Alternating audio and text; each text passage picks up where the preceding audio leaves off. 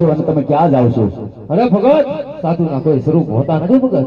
નહીં સાધુ મહાત્મા, તમે ખોટું બોલો છો. મને તો આમાં કાંઈક અવલોકન દેખાય કે એકોતેર પેઢીમાં અમારા પાઠડિયા બકરા દૂજા નહીં, અને આજ આ રેતીના રણને માલિકો પાઠડિયા બકરા દૂજા તો નકલી મહાપુરુષ છો તમે. અરે ભગત, તારે મારે અસલી સ્વરૂપના દર્શન કરવા હોય ને તો બે ચડી ત્યાં ઠાકરનું નામ લે, તેનું અસલી સ્વરૂપના દર્શન કરાવું ભગત.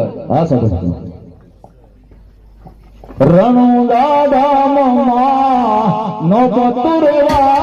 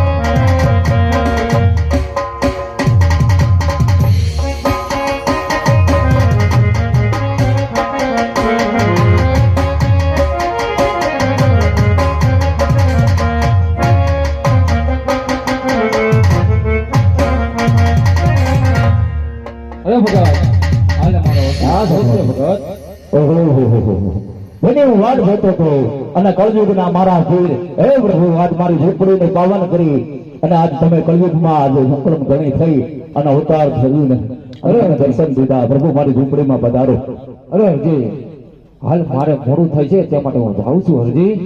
હા પ્રભુ, પણ એકવાર મારી ઝૂંપડી આવો તો મારી ઝૂંપડી પાવન થઈ જાય પ્રભુ. અરે હરજી, હું ફરી વાર પછી આવીશ હરજી.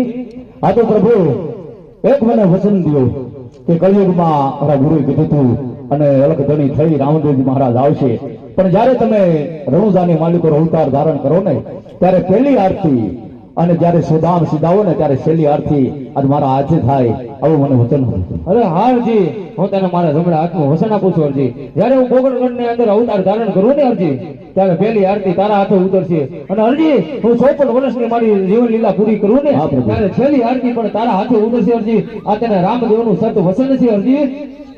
જય હો પ્રભુ, મારા નકલંક ધણી જય હો.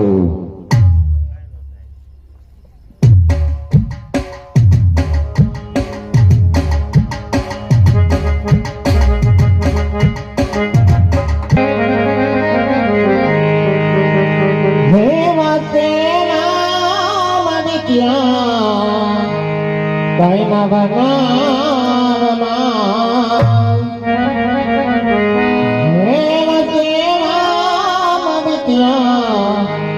કઈ ના બનાવમાં